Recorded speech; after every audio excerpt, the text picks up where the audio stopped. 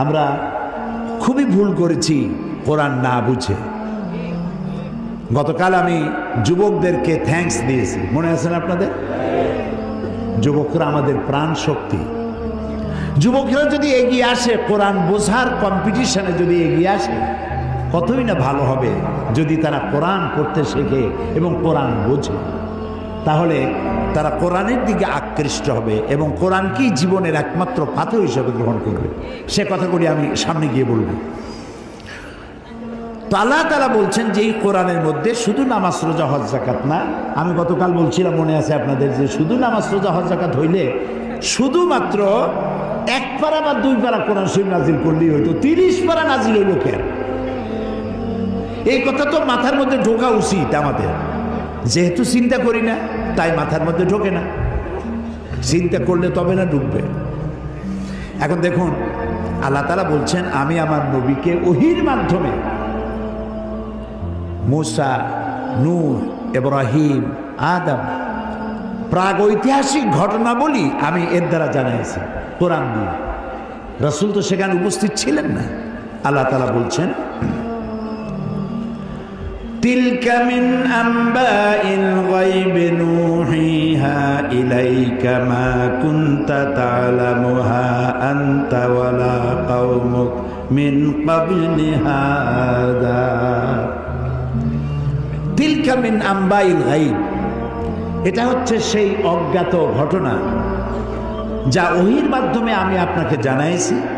তা না হলে আপনি এবং আপনার কওম, আপনার জাতি এই সম্পর্কে কিছুই জানতো না। না ইব্রাহিমের ঘটনা, না নূহের ঘটনা, না মূসার ঘটনা, এগুলো কিছুই জানতেন না।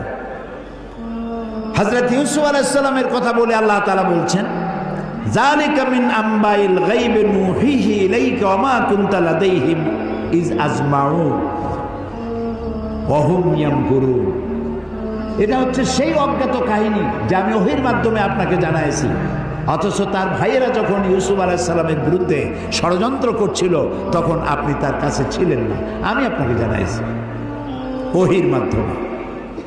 মূসা আলাইহিস সালামের ঘটনা আল্লাহ তাআলা বলে তারপরে বলতেছেন ওমা কুনতা বিজানিবিল গারবিয়্যি ইজ কাদাইনা মূসা আমরা ওমা কুনতা মিনাশ শাহিদিন। মূসা আলাইহিস সালাম তিনি পশ্চিম সেই সিনাই পর্বতের পশ্চিম দিগন্তে, পশ্চিম প্রান্তে তিনি যখন আক্রান্ত হয়েছিলেন সেখানে আপনি উপস্থিত ছিলেন।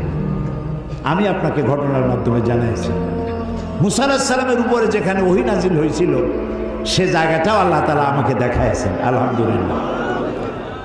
মিশর কায়রো এর রাজধানী, মিশরের রাজধানী কায়রো, জামিয়া আল আজহার পৃথিবীর বহু পুরাতন ইউনিভার্সিটি,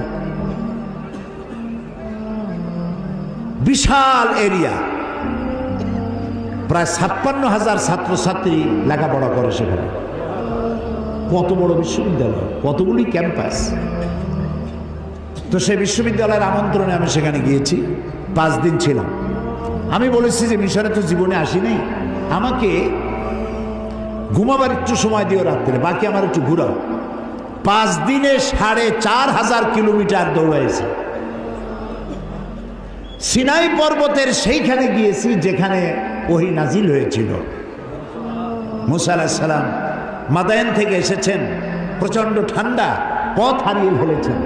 স্ত্রীকে বলছেন সাথীদেরকে এখানে অপেক্ষা করো, আমি একটু ওই যে আগুন দেখা যায়, আমি হয় আগুন আনবো আর না হয় আগুন দিয়ে আলো দিয়ে রাস্তা চিনে নেব কোন দিকে যেতে হবে।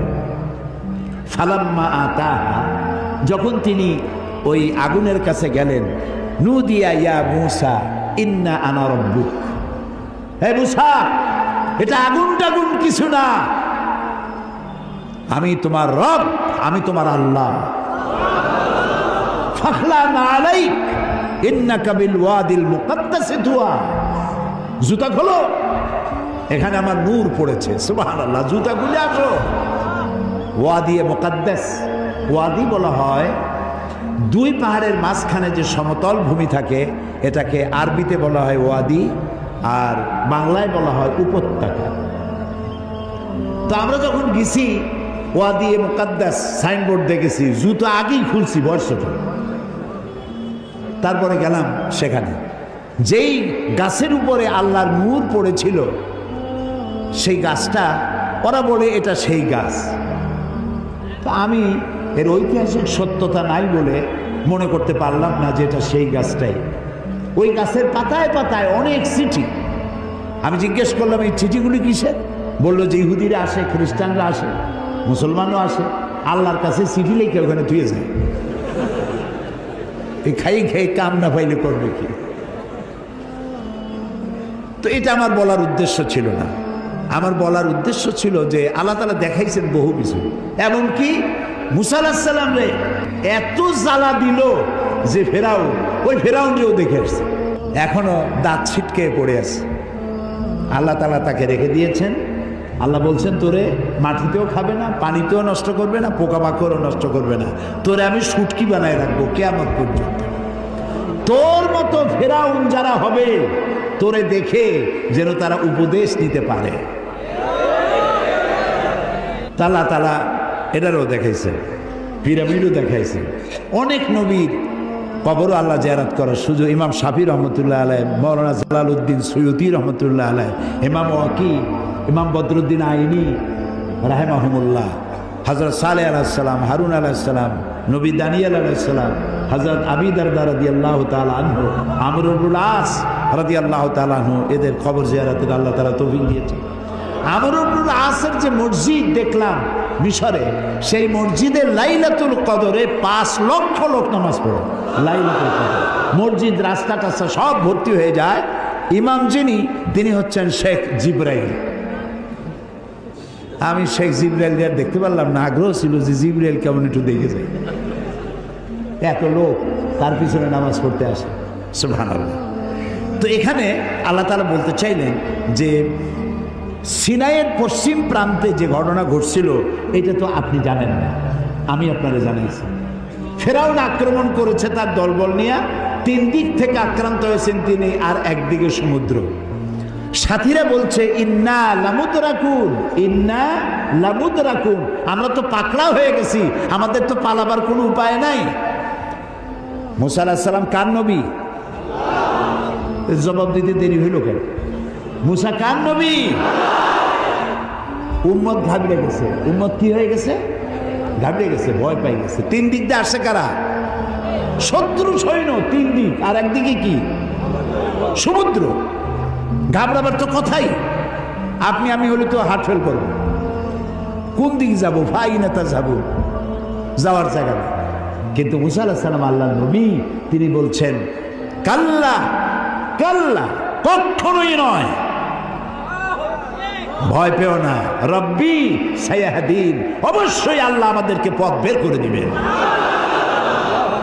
কাজী মেঘের মতো কালো ঘন কৃষ্ণ মেঘের মতো উত্তর গগন কালো মেঘে ছেয়ে গেছে, থমথমে ভাব, ঝোড়ো হাওয়া এখনই প্রবাহিত হবে। 30 ফুট উঁচু হয়ে জলোচ্ছ্বাস এসে উপকূলীয় এলাকা ভাসায় নিয়ে যাবে, বজ্রসহ বৃষ্টিপাত হবে, ঝড় বন্যায় উড়ায় নিয়ে যাবে, সুনামি হবে। আল্লাহ তাআলা ছোট্ট একটু বাতাসের আঘাত দিয়ে সব সরাই দিতে পারেন। বলেন সুবহানাল্লাহ, জোরে বলেন সুবহানাল্লাহ। কি ক্ষমতা তার! ফাআলুল লিমা ইউরিদ, যা খুশি তাই করতে পারে। তো আল্লাহ তাআলা ওহীর মাধ্যমে এই কথাগুলি জানাইছেন। বিজ্ঞানীরা, ওই যে বলছি যে বিজ্ঞানীরা যে কথাগুলি আজ বলতেছে, যেমন 1665 খ্রিস্টাব্দে স্যার আইজ্যাক নিউটন, তিনি দেখলেন গাছের থেকে একটা আপেল পড়লো মাটিতে। তিনি তখন চিন্তা করলেন যে আপেলটা মাটিতে পড়লো কেন, এটা তো উপরে উঠে যেতে পারত। এইটা চিন্তা করলেন। চিন্তা করে করে 1665 খ্রিস্টাব্দে তিনি মাধ্যাকর্ষণ শক্তি, ল অফ গ্র্যাভিটেশন, এটা আবিষ্কার করলেন। কত খ্রিস্টাব্দে? 1665। অথচ কোরআনে কারীম স্যার আইজ্যাক নিউটনের জন্মের 1000 বছর আগে সূরা ফাতির 41 নম্বর আয়াত আল্লাহ তাআলা বলছেন, ইন্নাল্লাহা ইউমসিকুস সামাওয়াতি ওয়াল আরদা আন তাজুলা, নিশ্চয়ই আল্লাহ তাআলা চন্দ্র, সূর্য, গ্রহ, নক্ষত্র সব একটার সাথে আরেকটাকে সম্পৃক্ত করে রেখেছেন, যাতে একটার থেকে আরেকটা বিচ্ছিন্ন হয়ে না যায়। এটাই হচ্ছে ল অফ গ্র্যাভিটেশন। এই মাধ্যাকর্ষণ শক্তির কথা কোরআন ১৫০০ বছর আগে এ কথা আল্লাহ তাআলা বলেছেন। তো দুর্ভাগ্য, কোরআন বুঝি না, কোরআন শুধু সবের নিয়তে পড়ি। একবার সূরা ইয়াসিন পড়লে ১০ খতম কোরআন শরীফ এর সব। এই যদি হয় তাহলে গোটা কোরআন শরীফ পড়ার আমার দরকারটা কি? খালি সূরা ইয়াসিন পড়লেই তো হলো। ৩ বার সূরা ইখলাস পড়লে ১ খতম কোরআন শরীফের সব। তাহলে কোরআন পড়বি কেন মানুষ? আহারে মানুষ, আহারে কপাল পড়া মানুষ। এখন চন্দ্র, সূর্য, গোটা সৌরজগৎ সব ঘুরছে। এটা কোপার্নিকাস, গ্যালিলিও, নিউটন, আইনস্টাইন ওনারা আবিষ্কার করেছেন যে সব কিছু ঘুরছে। এটা বলতেছেন ওনারা এই কয়েকশো বছর আগে। অথচ ১৫০০ বছর আগে আল্লাহ তাআলা কোনটা ঘোরে? চন্দ্র ঘোরে না সূর্য ঘোরে না দুনিয়া ঘোরে? কে ঘোরে? একথা সূরা ইয়াসিনে আল্লাহ তাআলা তার নবীর কাছে বলে দিয়েছেন। লাশ-শামসু ইয়ানবাগি লাহা আন তুদরিকাল কামারা ওয়ালাল লাইলু সাবিকুন নাহার ওয়া কুল্লুন ফি ফালাকিন ইয়াসবাহুন। প্রবল জ্ঞানী হইবে যাহারা, আপন মনেতে বুঝিবে তাহারা। রাত্রি পারে না আগে যাইবার, দিনের স্থান করে অধিকার। যার যে স্থান বহাল রাখিয়া ভ্রমণ করিছে খোদাকে ডরিয়া। শুধু পৃথিবী করে না, আল্লাহ তাআলা বলছেন ওয়া কুল্লুন ফি ফালাকি ইয়াসবাহুন। যা কিছু আছে মহাশূন্যে, এই পৃথিবীটাও মহাশূন্যে। পৃথিবীটা কোথায়? মহাশূন্যের উপর ভাসমান। তো মহাশূন্যে অকুল্লুন ফি ফালাকি ইয়াসবাহুন, মহাশূন্যে যা কিছু আছে সব ঘুরতেছে আর ঘুরছে। Activities life, inactivities death. যতদিন ঘুরবে ততদিন সব ঠিক থাকবে। আর যেদিন এই ঘূর্ণায়মানের এই চক্রের আবর্তন বন্ধ হয়ে গিয়ে যখন ঘোরা বন্ধ হবে, তখন একটা প্রচন্ড আঘাতের মাধ্যমে, প্রলয়ঙ্করী আঘাতের মাধ্যমে দুনিয়ায় কিয়ামত অনুষ্ঠিত হয়ে যাবে। তো আল্লাহ তাআলা কোরআনে কারিমে এই কথাগুলি অনেক আগে বলে রেখেছেন। The universe and doctor Einstein গ্রন্থে তারা বলেছেন যে সূর্য ধীরে ধীরে এর আলো কমে যাবে, আলো থাকবে না, আর তারাগুলো পোড়া কয়লার মতো হয়ে যাবে। কারা বলতেছে? বিজ্ঞানীরা বলছে। কোরআন ওরা আজকে যেটা বললো, কোরআন বলেছে অনেক আগে। কি বলেছে? ইয়াসআলু আইয়ানা ইয়াউমুল কিয়ামাতি ফাইযা বারিকাল বাসারু ওয়া খাসাফাল কামারু ওয়া জুমিআশ শামসু ওয়াল কামার। আল্লাহ তাআলা বলছেন এরা রাসূলকে জিজ্ঞেস করে কিয়ামত কবে হবে। তো আল্লাহ তাআলা বলছেন জবাব দিয়ে দেন, কিয়ামত হবে যে সময় চন্দ্র আলো হারিয়ে ফেলবে, সূর্য আলো হারিয়ে ফেলবে, আর চাঁদ আর সূর্য এগুলি সব একাকার হয়ে যাবে। তাহলে এই কথাগুলি বিজ্ঞান আবিষ্কার করার অনেক আগে কোরআন এসব কথা বলে রেখেছে। প্রকৃতির নিয়মে একদিন সব লণ্ডভণ্ড হয়ে যাবে। কুল্লু মান আলাইহা ফান। আল্লাহ তাআলা বলেছেন সব ধ্বংস হবে, কিচ্ছু থাকবে না আল্লাহ ছাড়া। কে ছাড়া? আল্লাহ ছাড়া কেউ থাকবে না, কিচ্ছু থাকবে না। এ কথা বিজ্ঞান জানার আগে আল্লাহ তাআলা কোরআন শরীফে বলে রেখেছেন। এই যে মাত্র 100 বছর পর্যন্ত, গত 100 বছরের আগ পর্যন্ত পৃথিবীর মানুষের ধারণা ছিল যে চাঁদ নিজে আলো দেয়, চাঁদ নিজে আলো দেয়। আর বলতো বুড়ো বুড়িরা যে চাঁদের মধ্যে যে কালো কালো জিনিস দেখা যায় ওইটা হলো একটা বট গাছ, ওইখানে একটা বুড়ি থাকে। তো ছোটবেলায় চিন্তা করতে আমার বুড়ি অনেক করে কি, তো বলতো যে বুড়ি ওইখানে সুতা কাটে। তো তখন খুব বেশি চিন্তায় পড়তাম, এত পরিশ্রম করে এই বুড়ি সুতা কাটিয়া, এই বুড়ি খায় কি? পরে জানা গেল যে ওখানে বট গাছও নাই আর ওখানে কোনো বুড়িও থাকে না। এই চাঁদ এর নিজস্ব কোনো আলো নাই, এই কথা 100 বছরের মতো হলো বিজ্ঞানীরা আবিষ্কার করেছে, কিন্তু আল্লাহ তাআলা বলে রেখেছেন 1400 বছর আগে। সুবহানাল্লাহ।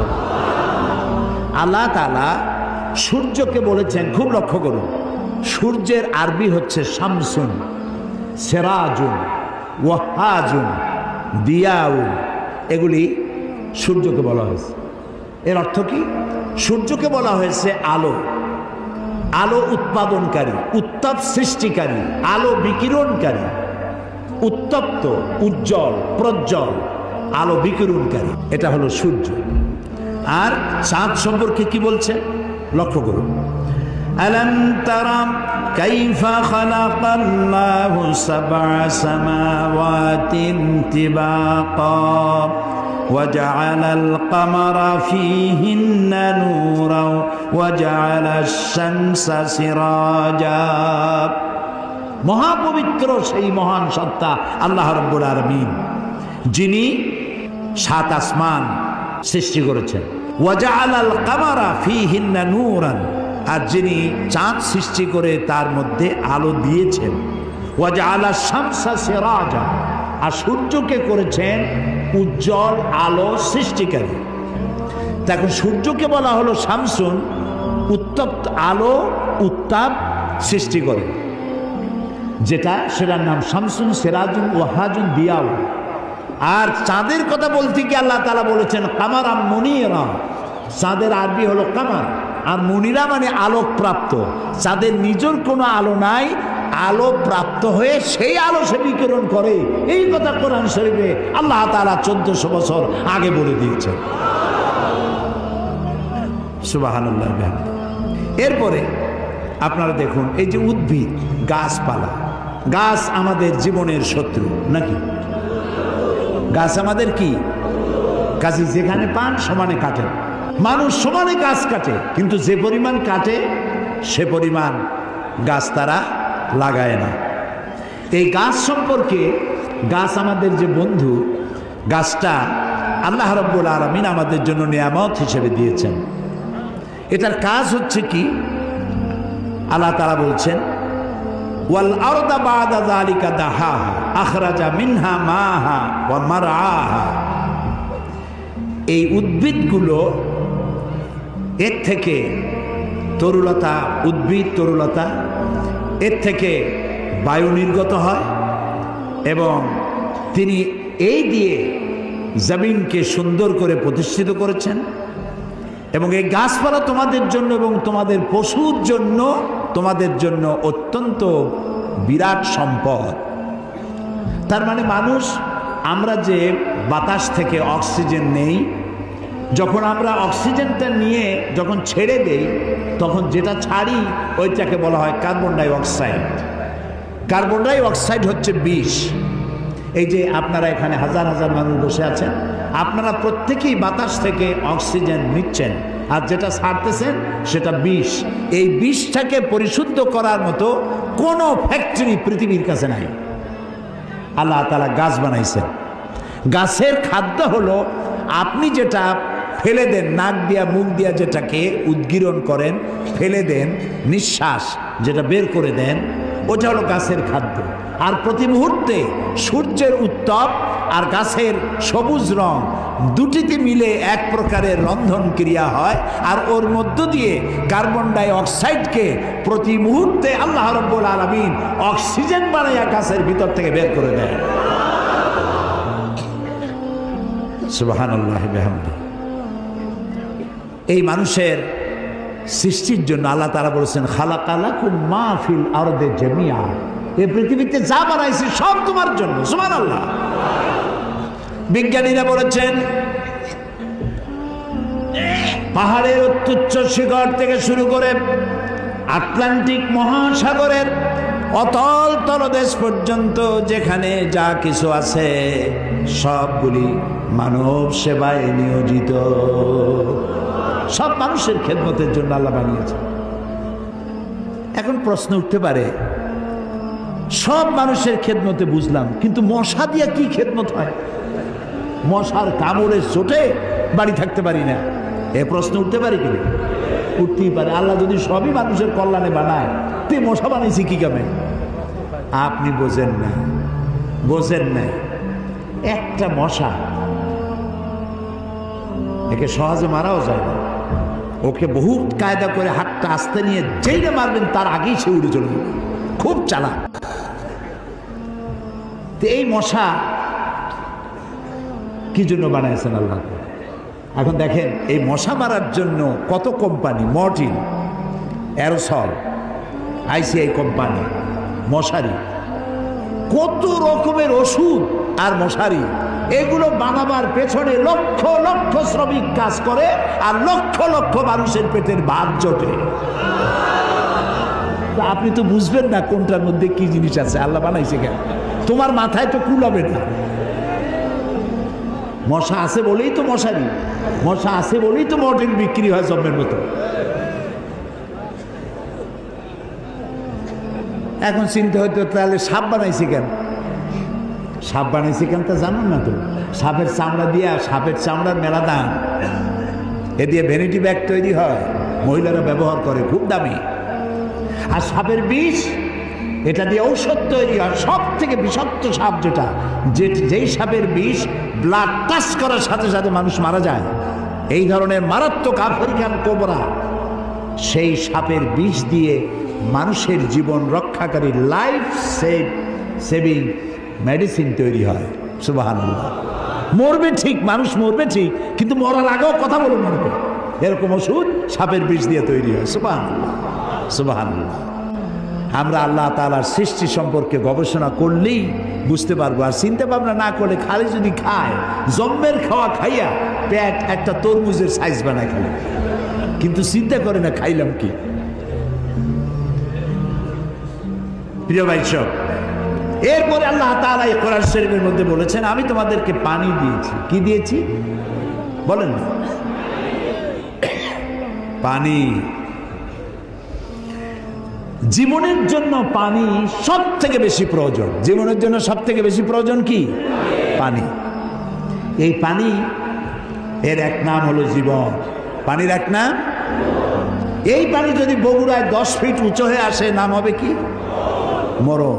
একটু আগেই জীবন, পর মুহূর্তে মরণ। এই পানি আল্লাহ তাআলা জীবনের জন্য পানি সৃষ্টি করেছেন। ফারাক্কার বাঁধটার নানান রকমের বাঁধ দিয়ে, আন্তর্জাতিক নদীর বাঁধটার দিয়ে পানির সর্বনাশ হবে, নদীর নাব্যতা কমে যাবে, আপনার পানির সংকট হতে পারে। এটা সব থেকে বেশি কে জানে? এই আল্লাহর নামে তো আসতে কোন কেন, কে জানে? ওই আল্লাহ রাব্বুল আলামিন প্রাণী জগতের সবচাইতে বেশি প্রয়োজনীয় যেই জিনিসটি পানি, সেই পানির জন্য আল্লাহ রাব্বুল আলামিন একটি মহাদেশ, যেটা শুধু পানির পাহাড় অর্থাৎ বরফের পাহাড় দিয়ে ঘেরা একটা মহাদেশ, মানুষ নাই, জন নাই, মহাদেশটা শুধু পানির বরফের পাহাড় দিয়ে আল্লাহ বানায় রাখছেন। নাম কি? অ্যান্টার্কটিকা। এখানে শুধু আছে শ্বেত ভল্লুক আর আছে পেঙ্গুইন, পেঙ্গুইন পাখি। এই পেঙ্গুইন পাখি পানির মধ্যেও ডুবাইতে পারে, বাতাস দিয়েও উঠতে পারে। এই পেঙ্গুইন পাখিগুলি আমি দেখেছি, সে ডিম পেড়ে তাকে 3 মাস 90 দিন ডিমে তা দিতে হয়। ডিমটা পারলো কিসের মধ্যে? বরফের মধ্যে। এখন ওর তো তাপ না হলে তো ফুটবে না, সেই জন্য ওইটার উপরে তাকে দাঁড়ায় থাকতে হবে। পেঙ্গুইন কিন্তু আবার এই শুইতে বসতে পারে না, দাঁড়ায় থাকে। আর গায়ে একটা কালো চাদরের মতো, বুকটা সাদা, মনে হয় সৌদি প্রিন্স। হাঁটেও খুব কায়দা করে, জমিদারি স্টাইলে হাঁটে। তো বাচ্চা ডিম দিয়ে ডিমের উপরে সে দাঁড়ায় থাকে, তার শরীরের একটা অংশ ডিমের উপরে দিয়ে দাঁড়ায় থাকে। 3 মাস 90 দিন দাঁড়ায় থাকতে হবে। এই 90 দিন সে খাবে কি? ওর স্বামীকে, পুরুষ পেঙ্গুইনকে আল্লাহ এত দয়া দিছেন, ও মাছ ধরে ধরে প্রত্যেক দিন ওর বউরে খাওয়ায়। সুবহানাল্লাহ, সুবহানাল্লাহ। এই যে টেলিভিশনের মধ্যে নানান রকমের আছে, কি বলে, চ্যানেল, এইসব হাবিজাবি উল্লুক মার্কা লাভ ঝাপ না দেখা অ্যানিমেল প্ল্যানেট দেখেন, ডিসকভারি দেখেন, ন্যাশনাল জিওগ্রাফি দেখেন। পশুর মধ্যেও কত মায়া আল্লাহ দান করেছেন। আমার নিজের চোখে দেখলাম এক ক্ষুধার্ত ক্ষুধার্ত বাঘ না, সিংহী, এই সিংহী ক্ষুধার্ত একটা হরিণের পালের উপরে জাম্প করেছে, হরিণ দিছে দৌড়, কিন্তু একটা বাচ্চা হরিণ সে কোনো রকম দাঁড়ায় আবার পড়ে যায়, দাঁড়ায় মনে হয় 3-4 দিন হয়েছে, দৌড়াইতে পারে না। সিংহটা ওর কাছে গেল, আমি মনে করলাম যে খাইয়ে ফেলাবে এখনই। তো দেখলাম যখন হরিণটা পড়ে যায় তখন হাতটা দিয়ে এরকম উঁচু করে দাঁড় করায় দেয়, এইভাবে দাঁড় করাইলো, শুয়ে পড়লো, দাঁড় করাইলো, সে এরকম ঠেলতে ঠেলতে নিতে নিতে সিংহীর বাচ্চাগুলি যেখানে শোয়া সেইখানে এই বাচ্চাটারে নিয়ে গেল, নিয়ে নিজে কাইত হয়ে শুয়ে পড়লো। বাচ্চারাও, সিংহের বাচ্চারাও দুধ খাইলো, হরিণের বাচ্চাটাও দুধ খাওয়ালো। তার মানে এই সিংহ তার হিংস্রতা, মাতৃত্বের স্নেহের সামনে এটা অবনমিত হয়ে গেছে, হার মেনে গেছে। সুবহানাল্লাহ। আমাদের দেশে যখন মারামারি হয় একটু বোঝা উচিত যে কারে মারতেছি। এই যে মারতেছি, ওর বউ তো বিধবা হয়ে যাবে, ওর বাচ্চাটা তো এতিম হয়ে যাবে। এই চিন্তা যদি আমাদের থাকতো, পশুর যে জ্ঞান আছে আমাদের তাও নাই। এই পৃথিবীতে যত কুমিরে মানুষ মারলো, কুমিরে খাইলো, হাঙ্গরে খাইলো, বাঘে খেলো, সাপে খেলো, পৃথিবীর সমস্ত প্রাণী, হিংস্র প্রাণীরা যত না মানুষ মেরেছে তার থেকে 1000 গুণ বেশি মানুষেরা নিজেরা মারামারি করছে, বেশি মরেছে, বেশি। আকল কাজ করে না, কমন সেন্স কাজ করে না। আল্লাহ তাআলা এই পানি দিয়েছেন, পানির অনেক দাম। এই যে এখানে মহিলাদের মাহফিল ছিল, এই আপনারা যত পুরুষ আসছেন এর থেকে কোনো অংশে কম হয় নাই, এত মেয়ে লোক আসছিল সকাল 10টায়, আলহামদুলিল্লাহ। আমি বগুড়ার সমস্ত মা বোনদেরকে আমার অন্তরের অন্তঃস্থল থেকে ধন্যবাদ জানাই। তারা বহু প্রশ্ন আমাকে করেছেন, এক গাদা প্রশ্ন, সব প্রশ্নের জবাব দিতে গেলে হয়তো রাত এই পর্যন্ত হয়ে যেত। এত প্রশ্ন করছে, খাইয়া না খাইয়া, যদ্দূর পারছি জবাব দিছি। তার মধ্যে একটা প্রশ্ন ছিল পানির ব্যাপারে, পানি অপচয় করা যাবে কিনা।